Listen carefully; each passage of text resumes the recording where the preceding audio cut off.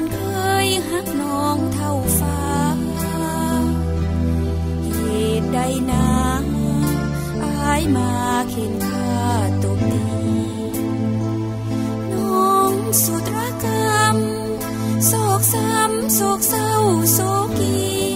ถ้าหมดฮักอย่าทำอย่างนี้บอกน้องดีๆแล้วปล่อยหนีไป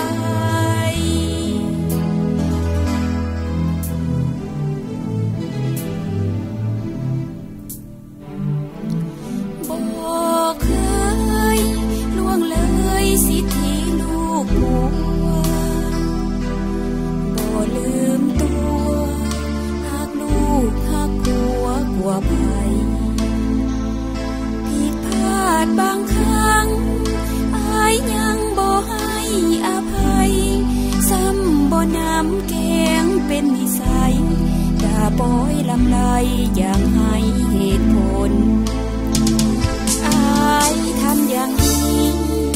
คือดีแล้วหรือว่าเธออายควรหูสึกว่าอายโหดร้ายเหลือทนเป็นลูกผู้ชาย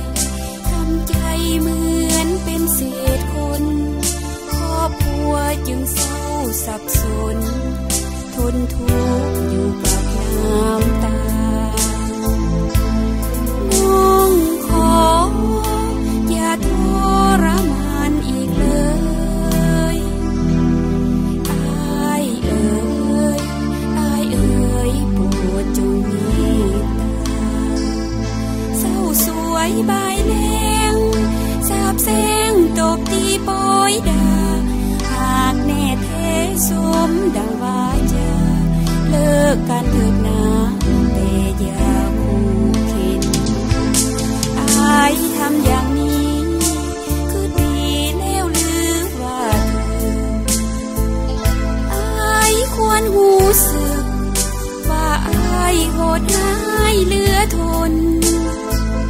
เป็นลูกผู้ชายทำใจเหมือนเป็นเศษคนครอบครัวจึงเศร้าสับสนทนทุกข์อยู่กับน้ำตา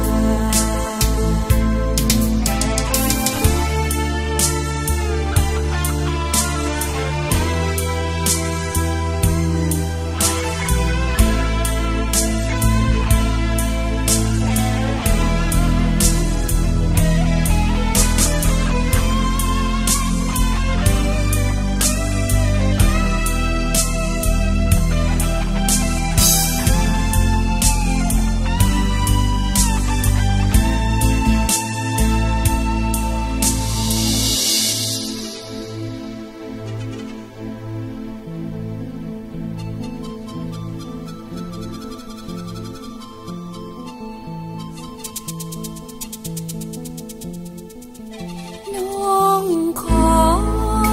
อย่าทรมานอีกเลยอ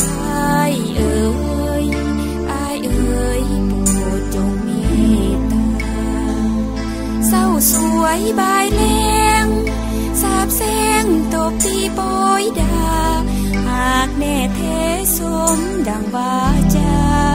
เลิกกันเถิดนาแต่อย่าจะฆ่าท่านี้